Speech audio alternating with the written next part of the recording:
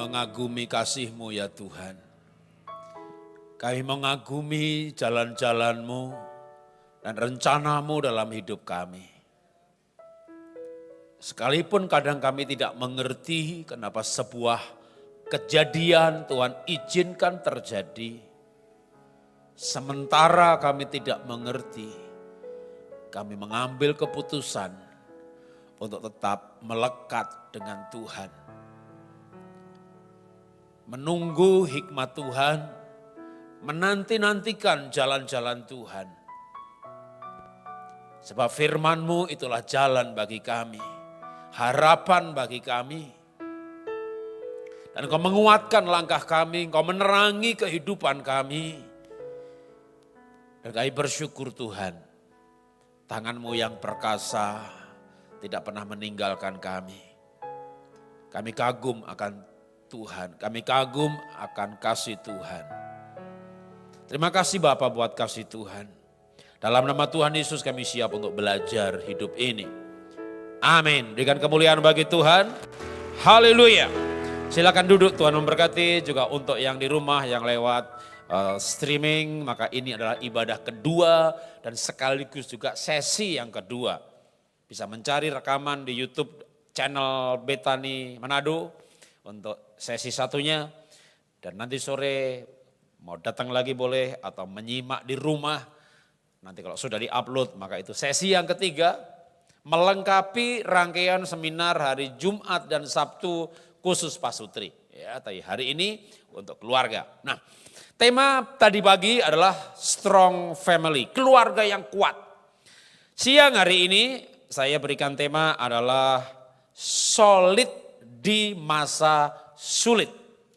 Karena masa-masa hari ini bukan masa-masa yang mudah, terutama COVID yang diperkirakan tadinya mungkin cuma beberapa bulan bagi beberapa orang, ternyata sudah 2 tahun lebih. Dulu di Jakarta ada namanya Mangga 2, kiosnya harga 300-an juta, tapi setelah mall atau plaza atau grosir itu berjalan, kita mau ambil alih 2 miliar nggak ada yang jual. Karena itu kayak showroom saja, omsetnya miliaran tiap bulan, bahkan tiap hari. Barang dikirim dari gudang langsung keluar pulau, luar kota. COVID datang. Maka kemarin saya khotbah di Mangga 2, belasan ribu kios paling yang bukaannya sekitar 20-30 itu yang jual aqua, jual makanan untuk Gojek. Semuanya mati, tutup. Setelah COVID selesai, menurut saya tidak akan sama lagi. Selama 2 tahun bisnis sudah diambil alih ya, oleh generasi berikutnya atau yang lebih ngerti mengenai milenial, platform online, dan usaha tidak pernah akan sama lagi.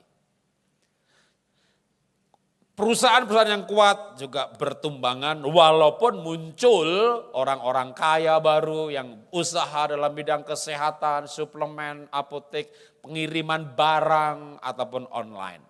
Tapi semuanya berubah. Nah, karena itu kita akan belajar dengan tema solid di masa sulit. Ya, filenya oke sudah ya. Itu 3 anak dan 1 mantu. Yang paling dekat saya itu mantu, di belakangnya itu anak nomor 2, sudah punya pacar, pacarnya di Singapura. Yang di tengah, yang wajahnya kayak saya, hidungnya kayak saya, matanya kayak saya, hobinya kayak saya, bandelnya kayak saya. Ya itu yang paling kecil si bungsu. Lalu yang nomor 1 dan paling depan lagi sebelah saya, itulah istri saya. Ya. Kita akan belajar, akan saya membacakan Kejadian pasal 26 ayat 1. Maka timbullah kelaparan di negeri itu, ini bukan kelaparan yang pertama pada yang terjadi dalam zaman Abraham. Sebab itu Ishak pergi ke Gerar kepada Abimelekh, raja orang Filistin. Timbullah kelaparan bukan kelaparan yang pertama, artinya terjadi kelaparan berkali-kali. Atau boleh saya tulis di situ adalah masa sulit. Pandemi ekonomi, bukan COVID. Tapi COVID pun berdampak pada ekonomi, bukan? Pada waktu itu ternyata anak Abraham yang bernama Ishak.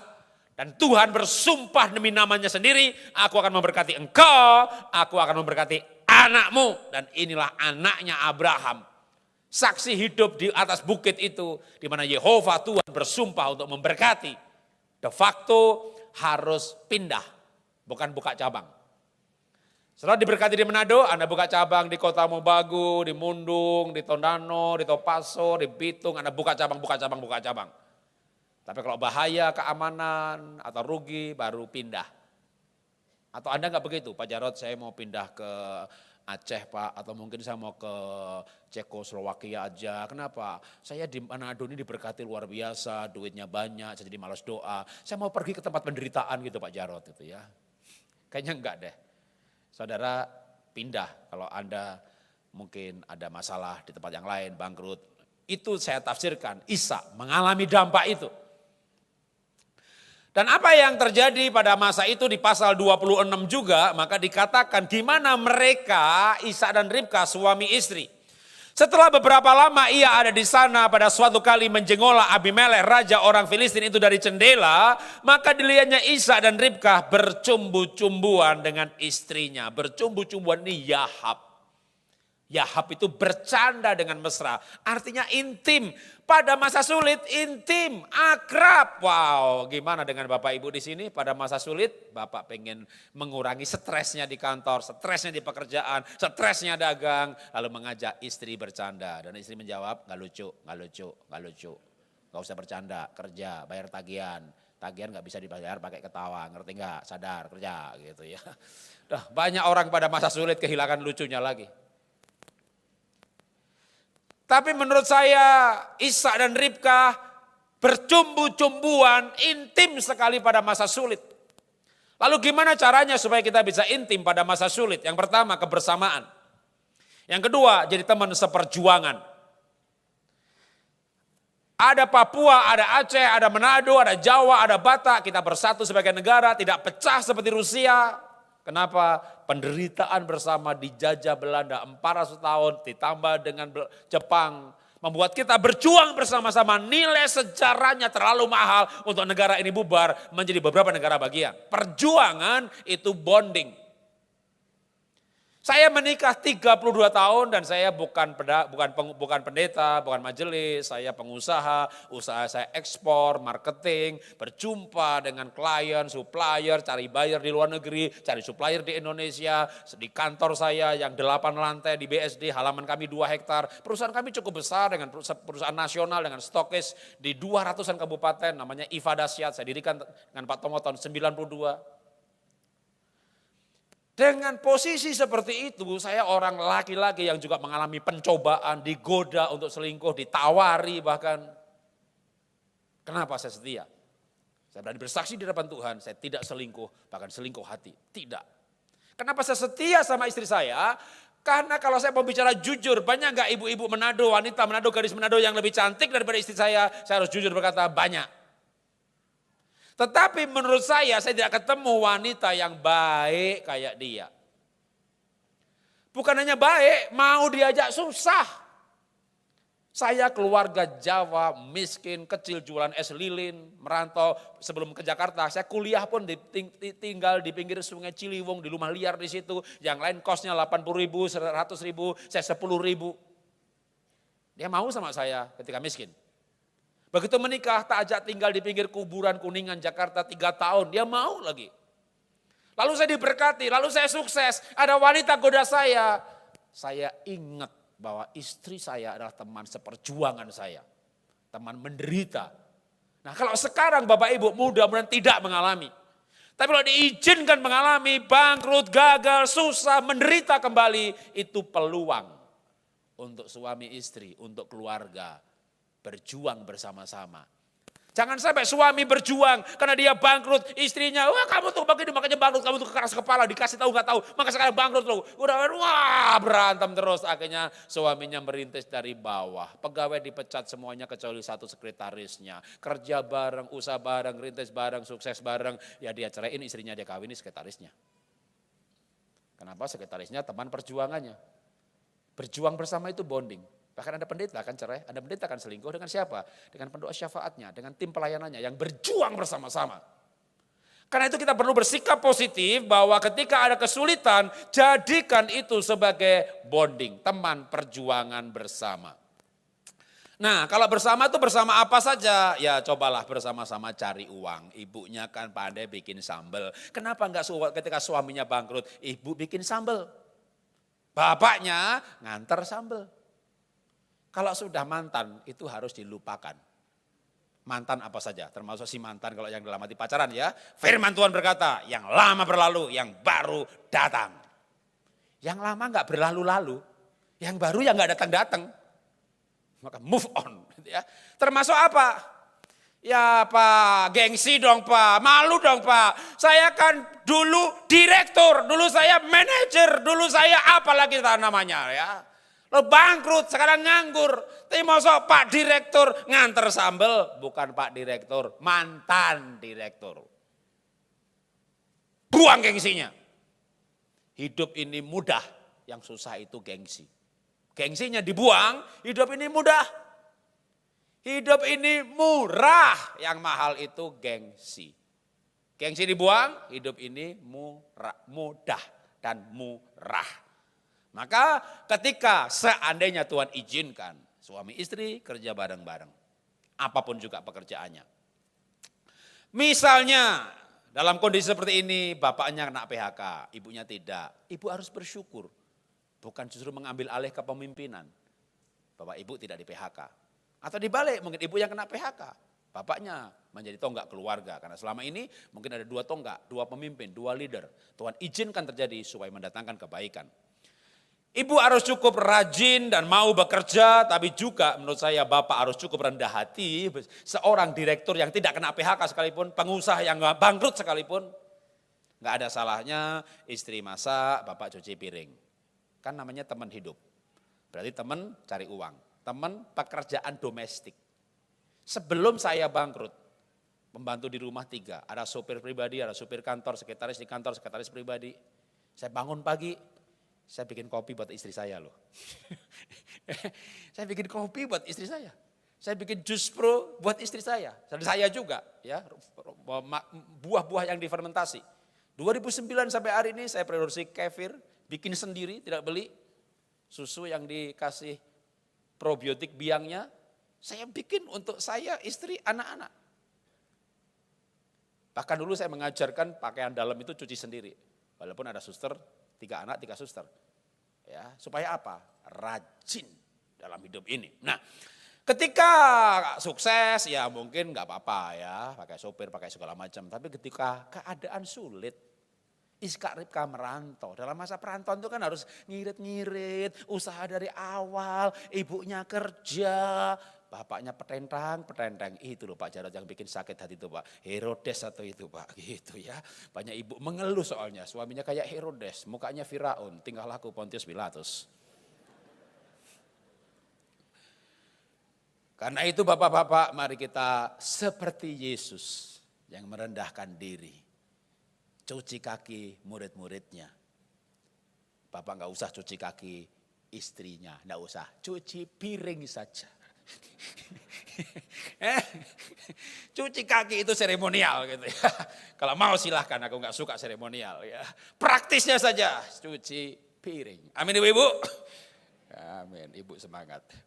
Nah baru setelah itu bapak bisa menikmati istri sebagai teman tidur. Makanya menikah bukan cuma teman tidur, tapi juga teman hidup, teman olahraga, teman pelayanan, dan seterusnya. Saya baca dulu kesimpulan bagian pertama. 2 orang yang saling mencintai dan saling mendukung sanggup menghadapi apapun di dunia ini dan memandang masa depan penuh keyakinan. Coba orang pacaran. Nah, aduh kenapa sih kamu mau sama dia gitu ya, karena ini calon mertuanya nih mungkin matre gitu ya, calon mantunya miskin gitu ya, itu saya alami juga sih.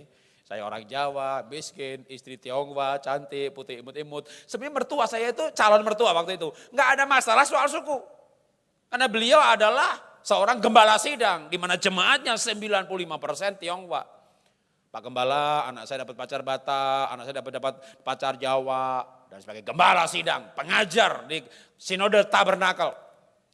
apapun sukunya, lahir baru, show Yesus. Mantap saudara nasihatnya, kasih ayat-ayatnya segala. Jemaatnya diam, tapi begitu pulang saling bicara. Enak aja Pak Gembala ngomong begitu. Coba anaknya dapat Jawa, dikasih enggak? Anaknya dapat Batak, dikasih apa enggak? Gitu. Bisik-bisik itu didengar sama salah satu anaknya nomor 2, masih SMP. Dia berkata dalam hati, Tuhan jadikan aku alat peragamu, aku dapat Jawa juga enggak apa-apa. Jadilah kepadanya sesuai dengan perkataannya. Dapatlah saya Jawa. Cuma di luar pengharapan orang tuanya. Jawa itu ya anaknya pengusaha batik, turunan keraton Solo. Ini Jawa miskin, hidup lagi. Saya pacaran itu 6 tahun, 5 tahun, enggak pernah loh. Traktir makan tuh enggak pernah sama sekali. Sampai anak saya itu bingung. Jadi papa tuh waktu pacaran ngapain? Ya saya ajak mama puasa, tak ajak pelayanan ngusir setan bakar jimat. Sebelum ngusir setan, ajak puasa dulu gitu ya. Wajahnya puasa terus. Kenapa Pak? Karena papa gak punya duit. Saya ajak puasa sampai dia kelaparan. Terus dia ngajak buka. Karena dia ngajak buka, dia bayar.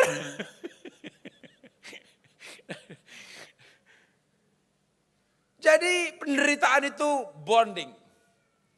Lalu ketika kami mulai pacaran, sebenarnya belum mulai itu pacar saya, waktu itu saya mulai tembak dia sebenarnya. Tapi dia berkata, tunggu ya gitu ya, tunggu papa mama datang. Jadi papa mama datang mau lihat saya, kalau oke jalan terus. Kalau enggak kita putus. Karena kalau jalan terus nanti dilarang, nanti lukanya terlalu dalam. Itu juga yang kami ajarkan kepada anak-anak. Kamu boleh cari sahabat sebanyak mungkin. Boleh jatuh cinta dengan siapa saja. Tapi kamu jangan melangkah sebelum kita orang tua bilang ya. Jadi mereka tidak melangkah dalam arti pergi berduaan sebelum kita orang tua bilang setuju.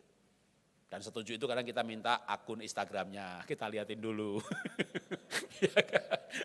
Kita lihat mukanya, apalagi saya belajar dengan Pak Yakob Isra, saya bisa membaca tanda tangan. Dan orang tanda tangannya begini itu sifatnya gimana, itu saya tahu mengenai karakter dari tulisan atau tanda tangan. Jadi anak-anak saya selalu, Pak tolong Pak dibaca gitu, berarti tahu nih calon.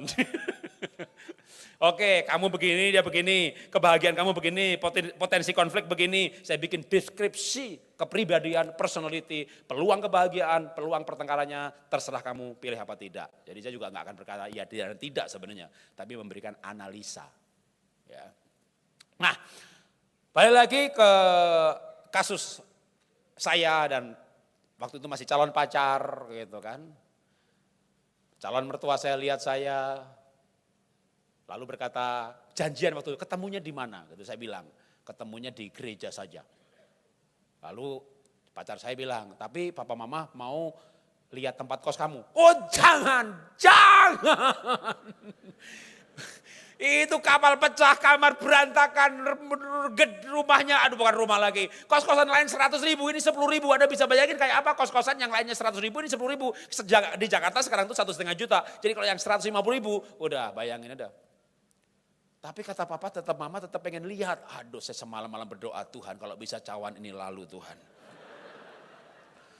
Kalau di gereja kan ada sofa, ada tempat duduk. Dari gereja betul-betul akhirnya berjalan menuju tempat kos. Saya berdoa lagi, kehendakmu jadilah Tuhan. Jadi setelah pertemuan itu saya tanya dia, orang tuanya pula gimana papa mama gitu ya. Ya papa mama sempat ragu-ragu, tapi saya kuatkan dia. Kamu kuatkan caranya gimana? Seperti kamu kuatkan saya, kan saya kuatkan dia pakai firman Tuhan. Kamu jangan ragu-ragu menikah sama orang miskin. Orang kaya bisa jatuh, orang miskin gak bisa jatuh. Karena kita sudah tergeletak di pinggir sungai kelaparan. Mahasiswa makan siang jam 12, saya makan siang jam 2. Kenapa? Malu saya. Karena kalau pergi ke warung cuma bisa bilang nasi, sayur, opor, kuahnya saja. Besoknya nasi, sayur, rendang, kuahnya saja. Hari yang keempat, kelima, ke-10, bulan kedua si warung udah tahu. Ya datang, oke kasih nasi. Nah gitu. Bayarnya nasi aja terus sama sayur. Ketika saya dalam keadaan seperti itu, dia mau dengan saya. Kita hidup dari bawah, kita berjuang dari bawah.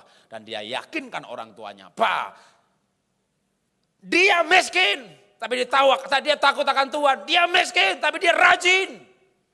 Dan akhirnya singkat cerita ketika saya nikahi dia, sekian belas tahun kemudian, enggak sampai belas tahun sih, 3 tahun saya sudah beli rumah cash untuk dia.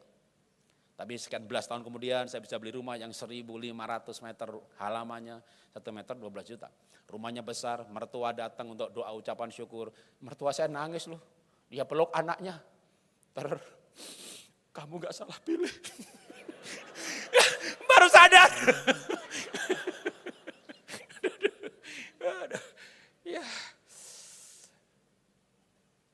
Kalau kita takut akan Tuhan, kita pasti diberkati. Amin.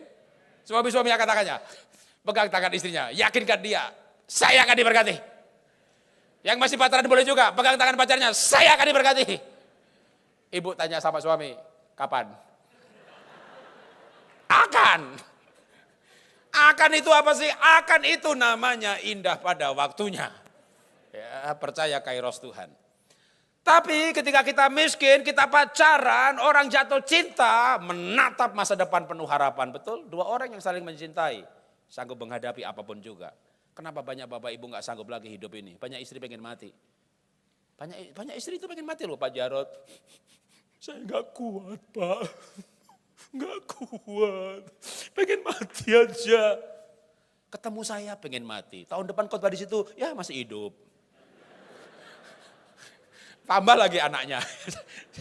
Aduh, besok lagi pengen mati lagi. Tahun depan ketemu masih hidup. Tambah lagi anaknya gitu ya. Ya, memang hidup ini ajaib. Tapi betul-betul pandemi ini menurut saya dahsyat sekali. Waktu saya bangkrut sebenarnya saya cukup kuat. Karena saya nggak cinta uang. Tapi ada satu cerita yang saya mau ceritakan. Ya ini bukan gambar anak saya, tapi untuk gambar cerita saja bahwa akhirnya COVID masuk rumah tangga kami juga. Maaf ya, memang kadang saya suka nyinyir sama orang yang baca Mazmur 91 kayak baca jimat. Nyinyirnya itu karena sampai ditulis di kertas, lalu dikantongi kayak jimat.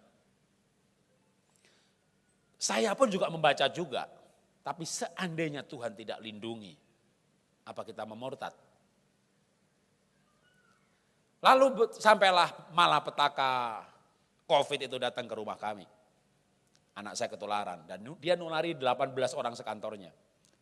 Saya sama istri udah divaksin, dia belum. Maka sesak nafas 6-7 hari, saturasi sampai 90, oksigen kosong, obat butuh 40, cuma tinggal dapat 9, yang lain lagi obat butuh 30, cuma dapat 6. Betul-betul horor sekali. Dan sampai anak saya tergeletak di lantai. Yang lebih lagi, saya lebih takut waktu istri saya ketularan. Kalau kenal Pak Andreas Sustono, ketua sinode juga, Mas Jarod tolong bantu doa. Saya butuh kekuatan. Kenapa Pak? Istri saya dipanggil Tuhan. Saya tuh kalau dengar begitu biasanya ya Tuhan kuatkan bla bla bla bla gitu. Kali ini kok agak kepo saya. Kenapa ceritanya? Anak saya kena COVID, istri saya ketularan, anak saya sembuh. Istri dipanggil Tuhan, itu pas dia cerita begitu, istri saya itu pas ketularan anak saya. Dia juga pingsan di kamar mandi. Jadi anak saya di lantai 2 nggak tahu kalau mamanya ketularan. Karena anak saya yang bungsu ini udah diwanti-wanti sama 2 kakaknya di Singapura. Levin jangan pergi-pergi, jangan keluyuran, jangan makan di restoran, jangan makan di kafe. Aku masih pengen pulang peluk papa mama. Karena di Singapura kan orangnya serba hati-hati banget begitu ya. Wah adiknya yang si bungsu ini makan di kafe, makan di situ, kena beneran. Makanya anak 2 di Singapura kita gak kasih tahu kalau mamanya ketularan. Nanti takut kakaknya berkata, tuh deh mama ketularan. Nanti adiknya stres, kalau stres imunnya turun. Jadi saya harus merawat anak di lantai 2 dan istri di lantai 1. Anak di lantai 2 gak tahu kalau mamanya pingsan. Dan anak di lantai 2 juga tergeletak di lantai. Menurut saya kayak bukan pingsan sih, karena posisinya ya bikin saya betul-betul nangis dan takut. Singkat cerita ya bisa bangkit lagi, merangkak ke tempat tidur. Diajari pakai tabung oksigen segala macam. Besoknya tergeletak lagi di lantai. Saya mau teriak, takut isi denger. Tapi dipegang, disentuh, udah gak bergerak. Waktu itu saya bilang begini sama Tuhan, Tuhan, aku dari pertobat tahun 82 sampai hari ini, saya belum pernah berhenti melayani. Anak kena COVID, istri kena COVID, gak ada satu pun Zoom yang saya batalkan. Mertua saya dipanggil Tuhan itu, besoknya saya ngajar sekolah Alkitab, 5 kali sesi tidak saya batalkan. Istri berangkat dulu ke Surabaya. Saya baru nyusul berikutnya. Dan saya bilang sama Tuhan, Tuhan, Kalau Tuhan panggil aku, buahku sudah banyak. Saya bilang sama Tuhan, hidupkan anakku. Biar dia melayani Tuhan. Tuhan boleh panggil saya. Ketika itulah saya dapat ayat ini, saya akan bacakan buat saudara. Mazmur 25. Siapakah orang yang takut akan Tuhan?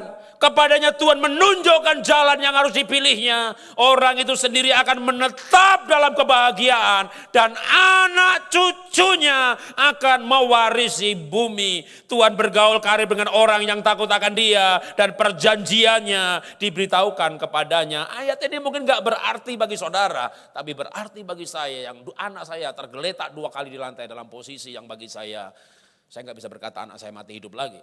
Karena dia nggak di rumah sakit. Rumah sakit penuh, dia ada di rumah. Tapi posisinya bagi saya membuat saya terus terang ketakutan. Maka saya berdoa seperti itu. Seperti Musa berdoa kepada Tuhan. Selamatkan bangsa itu, panggil saya. Dan ayat ini ketika saya dengar.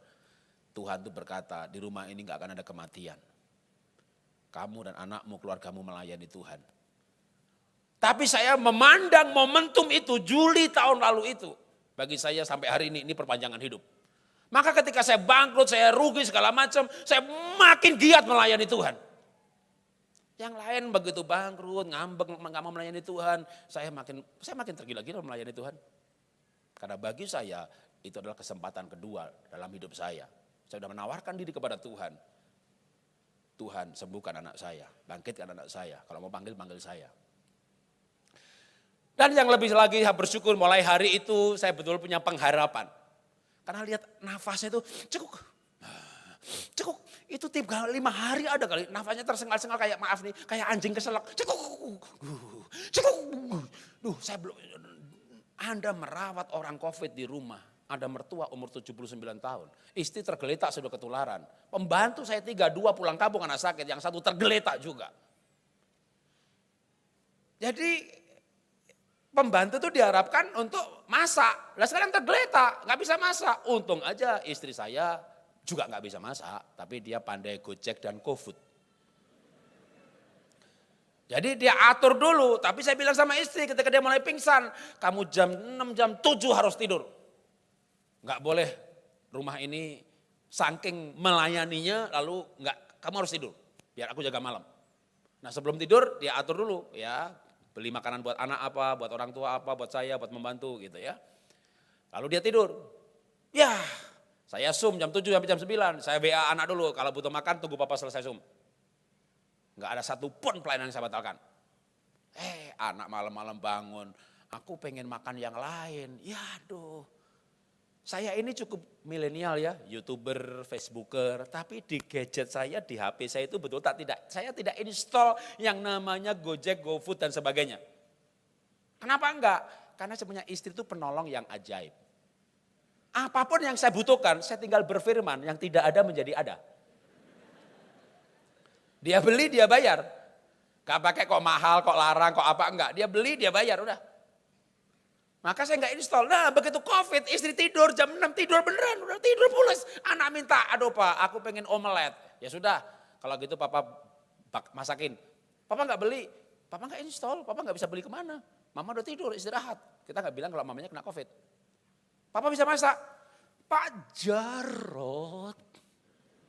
Khotbah bisa, nulis buku bisa, animator juga, pelukis juga. Masa bikin omelet gak bisa? Ya beda kan bang, lukis sama bikin omelet. Pasti bisa, percaya deh papa bisa. Pak aku pengen omelet yang Tasmania pak, oke.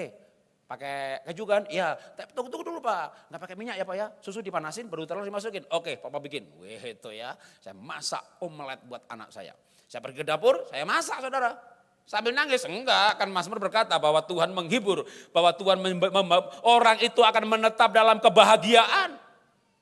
Mazmur 25 ayat 13 tadi. Orang itu akan menetap dalam kebahagiaan. Tuhan menghibur saya di dapur sampai saya ketawa-ketawa. Apa hiburannya? Tuhan berkata dalam hati saya, apa susahnya masak buat orang COVID? Dia gak ngerti rasa, dia gak ngerti bau. Ya kan? Masak saja, ya. Jarot Wijanarko, special chef COVID. Ada COVID? Hubungi saya. Singkat cerita sebulan sembuh anak saya. Tapi dia itu hidung, bahu, rasa itu lama lu 3 minggu setelah sembuh. Jadi sakitnya sendiri hampir sebulan, 3 seminggu lagi baru sembuh. Bisa rasa lagi. Wih, begitu sembuh dia bilang lagi, Pak bisa bikin omelet lagi? Nggak bisa. Loh kenapa Pak? Ya karena kamu udah sembuh. Kan ngerti rasa udah ya gitu. Jadi gimana caranya supaya kita ini orang bisa kuat dalam Tuhan, dalam pergumulan kita sanggup menghadapi semuanya. Maka inti dari Mazmur 25 saya adalah bergaul dengan Tuhan. Ya, bergaul dengan apa? Dengan firman, dengan doa, saat teduh, PA pribadi. Tapi mungkin saya tekankan soal firman. Pada mulanya firman bersama dengan Allah dan firman itu adalah Allah. Firman itu hitam di atas putih, nggak bisa dihapus, nggak bisa diralat, nggak bisa diedit. Itulah suara Tuhan yang udah pasti. Bukan saya tidak percaya pada nubuatan, penglihatan, tapi itu harus di-reconfirm dengan firman. Maka kalau saya berbicara, saya dengar suara Tuhan, itu yang saya maksudkan adalah ayat. Yang berbicara kembali, diingatkan oleh Roh Kudus di dalam hati kita. Karena kalau Roh Kudus datang, kata Alkitab, dia mengingatkan akan firman. Maka supaya diingatkan, bagian kita enter data saja. Gak usah dihafalin. Nanti Roh Kudus akan bikin kita ingat ayat tertentu dalam kondisi tertentu. Nah, maka saya berikan lagi sebuah kesimpulan untuk segmen kedua. Jadi saya khotbah itu modulnya ada kayak segmennya ya. Khotbah bagian 1 diakhiri dengan quote. Lagi materi ini saya berikan quote-nya. Tuhan sumber kekuatan dan kebahagiaan hidup. Selama kita bergaul dengannya, selalu ada jalan keluar, penghiburan, dan semuanya indah pada waktunya. Tidak gampang yang saya alami pada hari-hari ini, karena saya selain terkena dampak pandemi, bahkan anak terkena COVID, tapi juga usaha saya bangkrut sebelum COVID. Jadi tahun 2019 itu dimulai dengan 2016 shifting, millennial kills everything 2015-2016. Millennial dalam arti shifting, perubahan yang lebih cepat daripada revolusi dan semua usaha berubah. Perusahaan kami adalah katalog, mail order dengan sistemnya MLM atau IVA. Muncullah Lazada, Zalora segala macam, orang membandingkan dengan cepat antara katalog dan platform, sudah pasti harga kami harus bayar komisi member 20%, upline-nya sekian persen, jaringan lagi, rabat, maka total yang dibagi itu kira-kira 40%. Bersaing dengan platform, ngambil dari supplier, tempel di situ. Bahkan kadang saya pun juga menjadi supplier platform, karena pengen tahu sistem. Kita kasih dia 100.000, dia jual 90.000, dia tombokin 10.000. Dia nggak cari untung, dia cari valuasi. Yang penting usernya banyak, karena usernya banyak sahamnya naik. Teori ekonomi berubah total. Dulu saham itu naik, kalau untungnya banyak. Ini perusahaan rugi, sahamnya naik karena usernya banyak.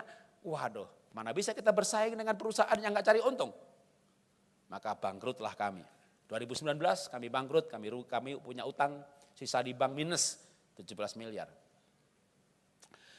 Ya Pak Jarod mah IVA tutup masih punya sekolah. Ya saya punya sekolah namanya Happy Holikin, Playgroup dan TK.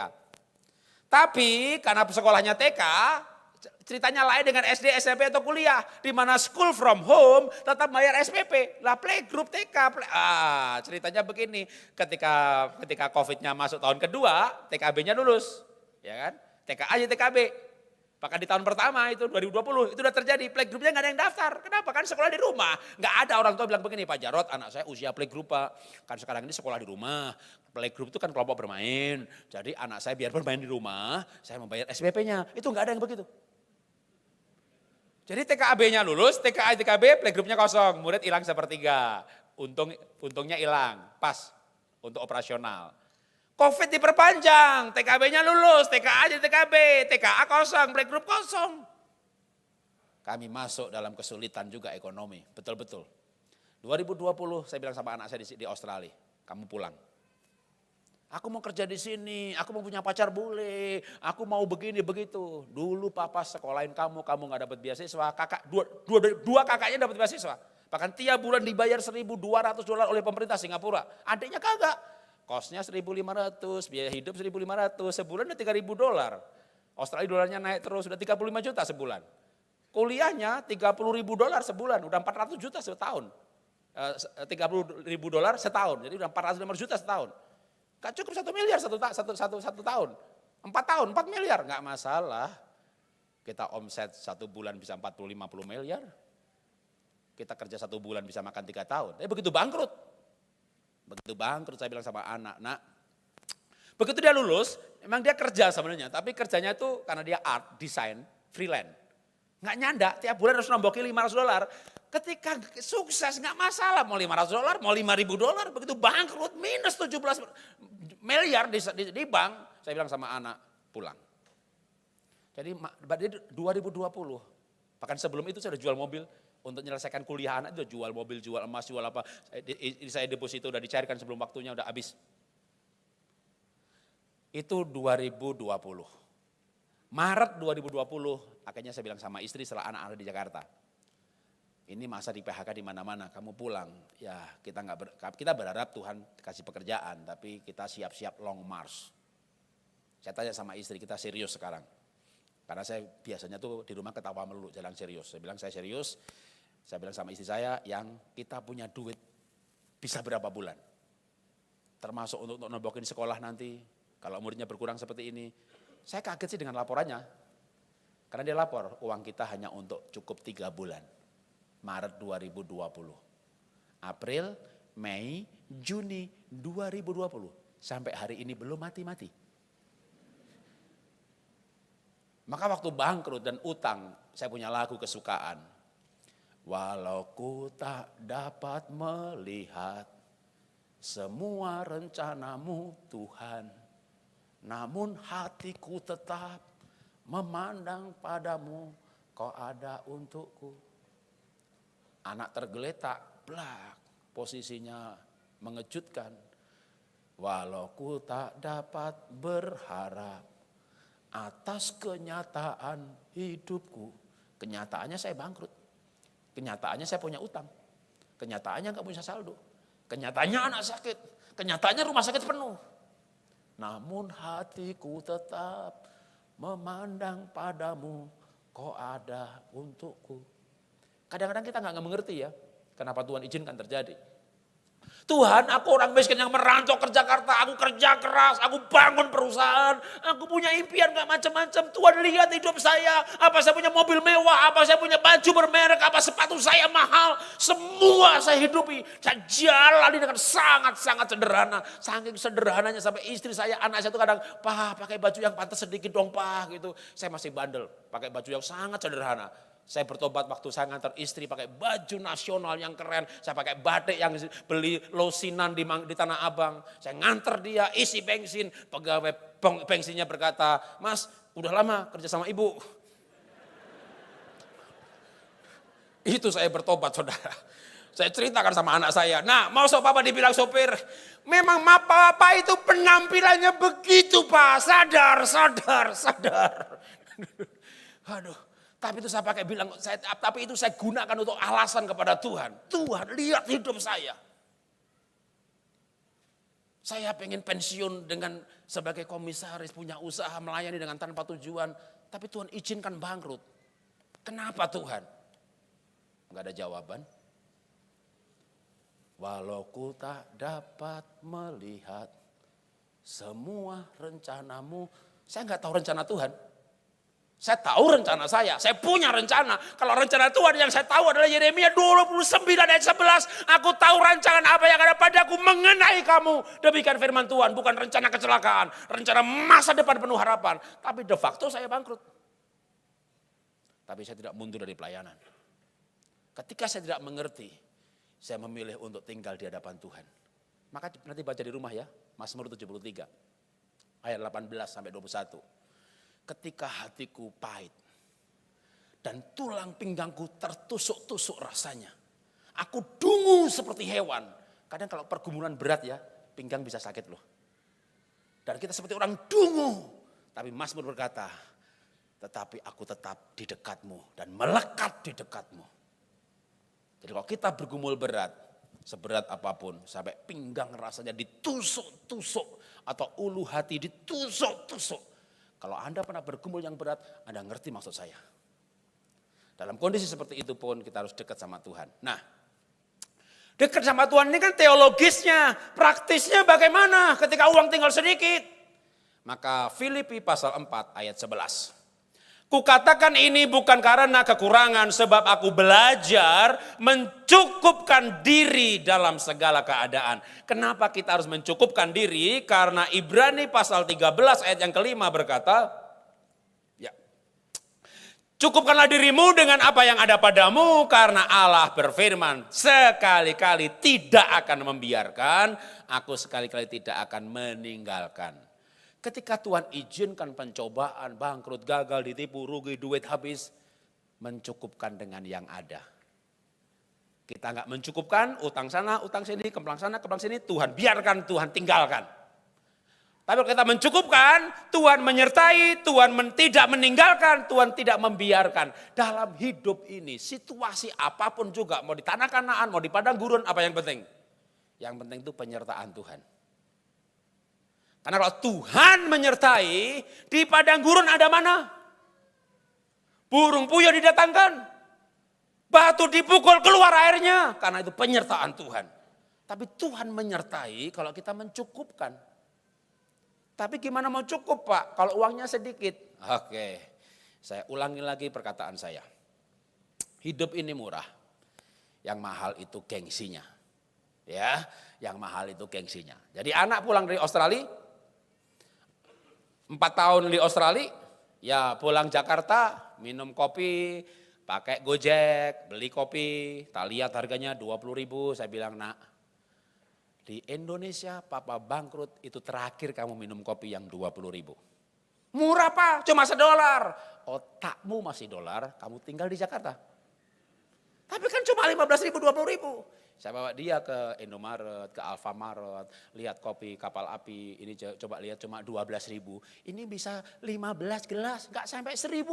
Pakai kopi tubruk, apalagi kopi kawan-kawan, kopi Tonando, kopi Madu, kopi Indonesia asli, ditumbuk bener-beneran. Itu kopi tubruk, saling segelas 1.000. Ya apa-apa aja minum kopi tubruk, aku milenial masa minum kopi tubruk. Ya enggak keren dong Pak. Makanya beli gelas Starbucks, kamu isi kopi tubruk gitu loh. Hidup ini murah, yang mahal itu gengsinya. Bawa aja kan gelas Starbucks.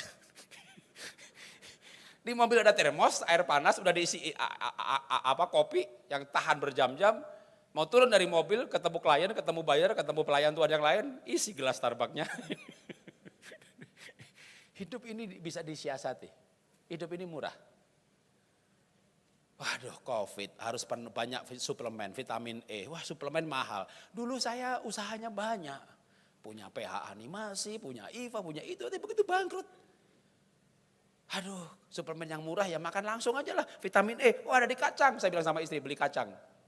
Lihat harganya mahal, sekarang kita ngerti mahal. Dulu miskin, mahal, diberkati, semuanya murah, jatuh lagi. Saya bilang sama istri saya, kamu mesti ikut ilmunya ibu saya. Ibu saya itu punya teologi pengiritan. Jadi kalau beli beras, itu beli menir. Menir itu beras yang sudah hancur. Bu, aku pengen nasi goreng, ibu beli menir, beras yang sudah hancur. Bu, nasi goreng ikan asin, dia beli ikan asin, gereh petek, gereh yang gepeng yang udah hancur juga. Waktu itu saya makan, Bu, mana gerehnya, mana ikan asinnya? Ya ibu beli yang hancur nak. Kenapa Bu? Itu namanya nasi goreng hemat energi. Jadi kamu gak usah kunyah banyak-banyak, udah dibantu dikunyah sama penjual beras dan penjual ikan asin. Jadi ilmunya saya pakai, bilang sama istri, kamu beli kacang, coba kamu googling, kacang hancur harganya berapa, lebih murah, udah beli aja. Kan gak ada tabu, kita makan sendiri, beli kacang yang udah hancur, second grade, kalau kita kualitas A, B, C, D, E, ada yang F pun beli yang F. Itu vitaminnya sama, cuma udah hancur, gak apa-apa kan gak ada tamu, ya makan sendiri aja gitu ya. Jadi hidup ini murah, yang mahal itu gengsinya. Apa yang kita pelajari? Kita belajar untuk mencukupkan dengan yang ada dan Tuhan memberikan jalan keluar. Tak kasih contoh ya, atau tak kasih ayat sedikit, atau tak kasih kesaksian. Karena firman Tuhan juga berkata demikian di dalam Galatia pasal 6 ayat yang kedua, bertolong-tolonglah menanggung bebanmu. Tangan yang lamban berarti nggak rajin bikin miskin, maka pada saat mengalami pandemi dan terdampak, saya berdoa betul Bapak Ibu gak kena dampak ya, tapi seandainya suami istri saatnya untuk bertolong-tolongan, lalu rajin. Lalu apa lagi? Oke, saya lanjutkan lagi satu ayat ya. Itu saya nggak usah ceritakan. Kerugian kedua yang udah ratusan M lagi, jadi kami mengalami kerugian berkali-kali. Dihajar Tuhan habis-habisan. Tapi saya dapat ayat ini sebagai ayat yang terakhir untuk hari ini. Ya. Kejadian 29 ayat 20. Jadi bekerja Yakub 7 tahun lamanya untuk mendapat Rakel itu. Tetapi yang 7 tahun itu dirasakan seperti beberapa hari saja karena cintanya kepada Rakel. Memang Yakub punya kesalahan, nipu kakaknya.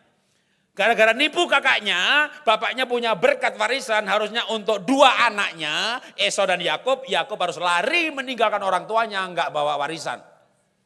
Nipu, kehilangan berkat. Karena dia mau dibunuh sama kakaknya kan. Dia merantau ke depan rumahnya Laban selama 20 tahun. Dibagi 3 periode, 6 tahun, 6 tahun. 7 tahun, 7 tahun, 6 tahun. 6 tahun ini kairos Tuhan. Laban bilang, putih punya saya, belang punya kamu. Lahir belang semuanya. Oke, sekarang belang punya saya. Punya kamu jendol-jendol. Tahun itu lahir jendol semuanya. 6 tahun Yakub kaya raya. Siapa yang bikin kaya? Siapa yang bikin domba lahir jendol, lahir belang? Tuhanlah yang bikin kaya. Tapi sebelum kairos Tuhan 6 tahun ini, 7 tahun, 14 tahun itu Yakub tidak dapat gaji, tidak dapat komisi. Selama 14 tahun cuma dikasih makan. Sama dengan saudara mungkin kerja merantau ke Manado. Kerja dapat gaji, gajinya habis untuk makan. Jadi selama 7 tahun nggak ada saving, nggak ada aset, nggak ada tambah properti, nggak ada kuadran untuk penyimpan, mengamankan, nggak ada. Hanya habis buat makan aja. Situasi seperti itu. Kerja habis untuk dimakan. Atau kalau Yakub memang tidak dapat gaji, tapi dikasih makan. Menariknya, Yakub bekerja 7 tahun, rasanya beberapa hari. Wah, artinya apa? Antusias, semangat, waktu terasa cepat, itu bahagia. Saudara, waktu terasa lama atau terasa cepat? Kalau waktu terasa lama, engkau orang susah. Kebaktian bukan hari ini. Anda dengar khotbah, waktunya lama banget. Ini khotbah pendeta ngomong capek, gak capek-capek. Kita dengerin udah capek, dia ngomong gak capek-capeknya. Anda jemaat susah.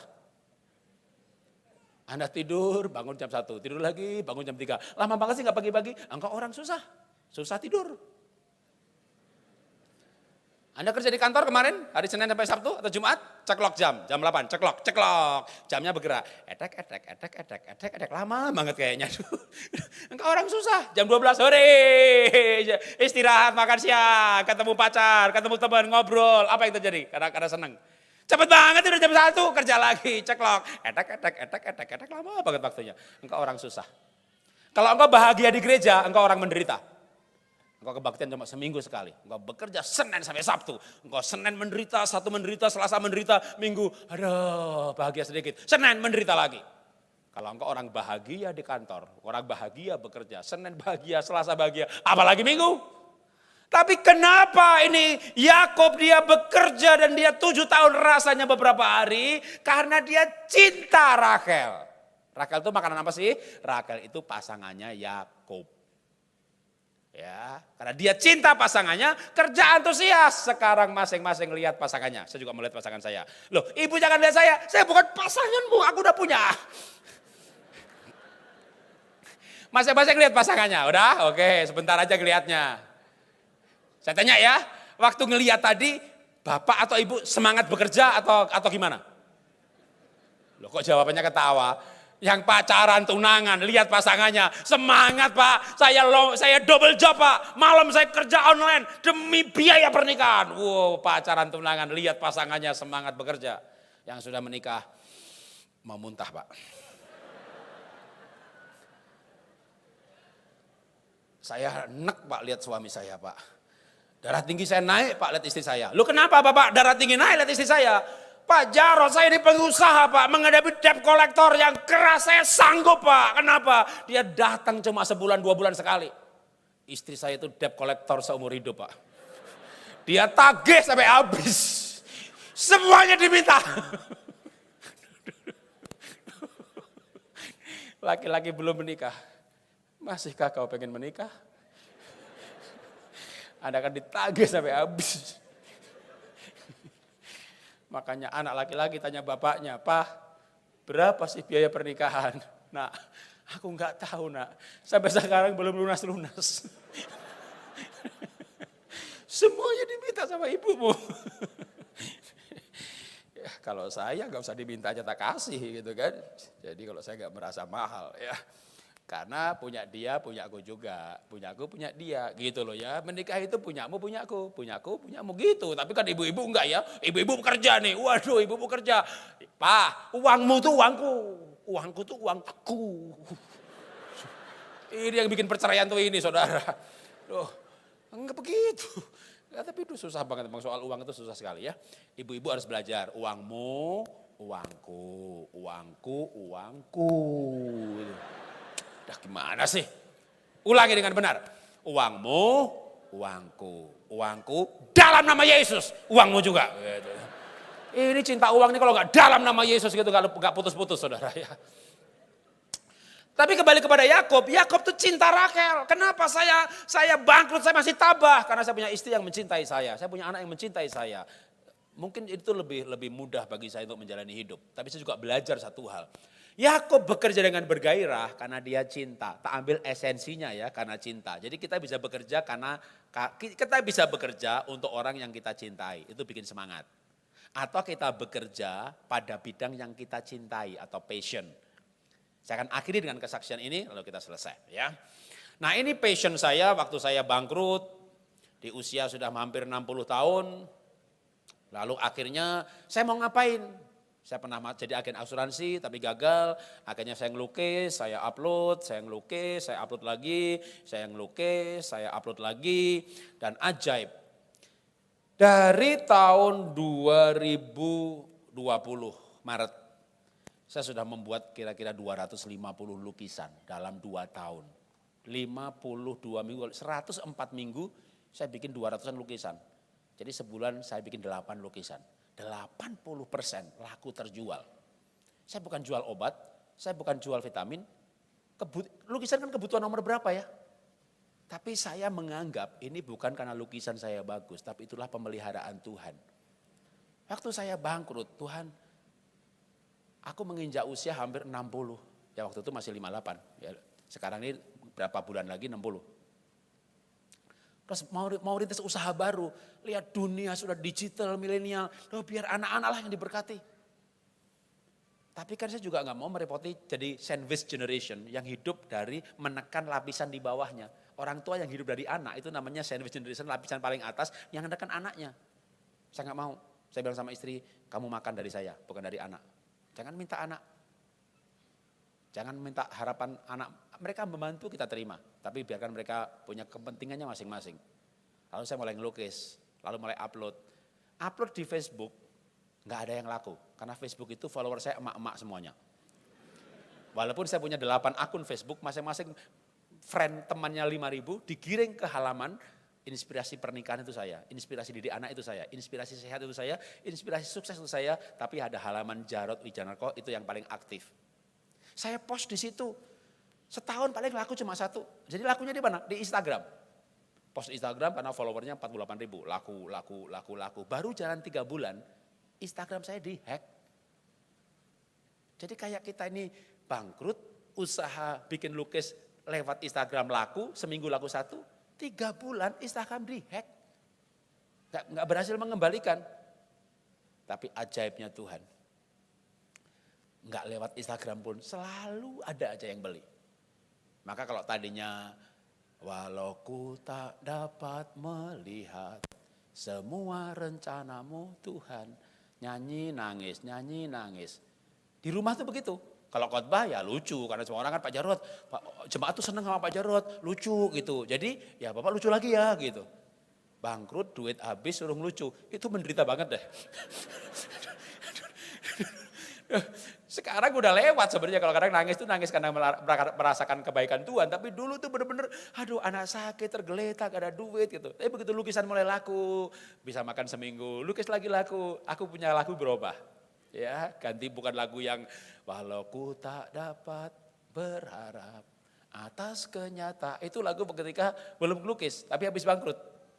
Begitu lukisan lagu, mulai lagunya ganti. Iya, Tuhan selalu menolongku, selalu menjagaku. Diabetes, komorbid, pH urin di bawah 6, anak COVID, istri COVID. Tuhan jagai saya. Sampai saya sekarang udah selama jalan tubuh asid. Sekarang pH urin saya di atas 7,35. Lewat belajar pola hidup sehat. Dan waktu itu rencananya saya mau bikin program berbayar. Tapi Tuhan bilang gratiskan. Saya pelihara, kamu pelihara orang lain, aku pelihara kamu. Lalu ngelukis, laku lagi. Tapi Instagram bikin baru lagi. Terus dari mana lakunya? Satu kesaksian ya, terakhir satu kesaksian sebelum kita tutup. Pak Jarod bisa melayani kami. Ditanya begitu. Aku hidup untuk Tuhan pasti bisa. Tanggal berapa? Jam berapa? Oke cocok, catat. Oke tak jadi agenda. Gitu ya. Kalau saudara atau Bu Hesti biasanya panggil saya, dikasih tanggal. Makasih Pak. Gitu. Orang itu kalau minta agenda, dikasih tanggal, dikasih jam, cocok, makasih. Ini bukan. Maaf ya Pak Jarod. Loh gimana dikasih tanggal dan jam minta maaf. Ya Pak saya mau minta maaf soalnya. Kita ini persekutuan doa kecil, jadi nggak bisa ngasih persembahan kasih ya Pak ya, gitu. Di sini ada pengerja, dia kan pendeta, pembicara gereja lain, sering keliling khotbah juga. Kalau dikasih info begitu gimana jawabannya? Tapi maaf ya Pak, kita nggak sih bisa persembahan kasih. Jawabnya gimana? Dari tadi kayak ngomong, ya udah gak jadi. Coba jawabannya apa? Ya, oh ya gak apa-apa lah, kita melayani Tuhan kan begitu kan, gak apa-apa. Oke, jawab. Terus dia bilang apa lagi? Makasih. Enggak, minta maaf lagi. Duh. Tapi maaf jawabannya lo minta maaf apa lagi nih? Pak, kita ini persekutuan doa kecil, jadi nanti yang datang gak sampai 20 ya Pak ya. Ya sudahlah, sudah apa-apa gimana lagi ya kan. Oke, singkat cerita, hari H, mendekat hari H, Pak maaf lagi nih Pak, ya minta apa lagi?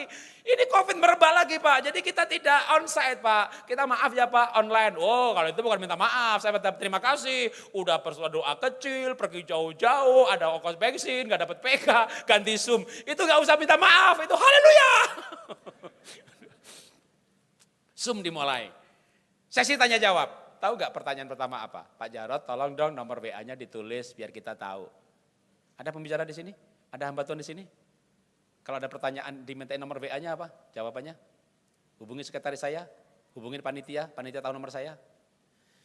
Saya diajar Tuhan untuk rendah hati, tak tulis di situ 081299199283. Anda rekam, Anda catat juga boleh. Lalu Zoom selesai. 2 hari kemudian, Pak aku yang tanya nomor WA Bapak. Dah nih mau ngapain lagi nih. Persekutuan doa kecil kagak kasih PK, minta nomor WA sekarang tanya-tanya. Pak aku mau beli lukisan, ampun. Ngasih PK kagak bisa mau beli lukisan. Saya tanya Pak Bapak dari mana? Dari Papua. Loh tunggu. Itu persekutuan doa Tangerang, kampung pelosok kecil kok Bapak dari Papua. Ya kan saya lihat brosur Pak ada kebaktian Bapak layani, maka aku login gitu. Oh ya sudah kalau gitu bukan dari yang kampung miskin itu. Dari Papua. Pak, Bapak mau lukisan apa? Mau lukisan singa sama domba, mau lukisan Raja Wali, mau lukisan... Bapak banyak banget, iya Pak aku butuh 4 Pak. Tunggu dulu dah kalau gitu jangan ngomong temanya dulu. Ini harganya ya, gitu tak kasih harga. Enggak nanya, enggak nawar tuh. Pak minta nomor rekeningnya, tak kasih rekening istri saya. Dia transfer 37 juta, tepuk tangan bagi Tuhan. Makanya hamba-hamba Tuhan, jangan pilih-pilih pelayanan. Tempat kecil 37 juta. Langsung pulang nyanyi lagi. Tuhan selalu menolongku. Oke kita bangkit berdiri, kita nyanyikan lagu itu. Musim selalu berganti. Musim COVID, Omikron, omnya Mikron, tante Mikron, nenek Mikron. Yang pasti Tuhan tidak berubah. Musim akan selalu berganti. Kasih Tuhan tetap abadi.